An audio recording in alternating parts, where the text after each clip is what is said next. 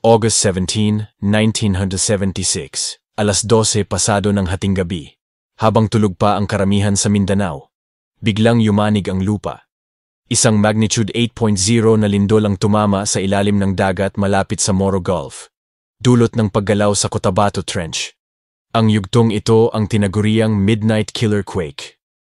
Sa loob ng ilang minuto, sumunod ang malalaking alon, tsunami na umabot sa 4 hanggang 9 metro ang taas. Walang babala, walang sirena, at karamihan ay hindi na nakatakbo. Tinangay ng tubig ang buong komunidad sa mga baybayin ng Cotabato, Sultan Kudarat, Lanao del Sur, Lanao del Norte, Maguindanao, Zamboanga, at Siasi Island sa Sulu. Mahigit 8,000 ang namatay, 10,000 ang sugatan, at halos 20,000 ang nawalan ng tirahan. Tinawag itong Midnight Killer dahil nangyari ito habang natutulog ang mga tao, kaya tilibo-libo ang nalunod sa gitna ng dilim. Pagkatapos ng trahedya, nagsimula ang Pilipinas na magtayo ng mga tsunami warning systems at magpatupad ng mga safety drills sa mga baybayin. Pero hanggang ngayon, paalala pa rin ito kung gaano kalakas at kabilis manalanta ang kalikasan kapag hindi tayo handa.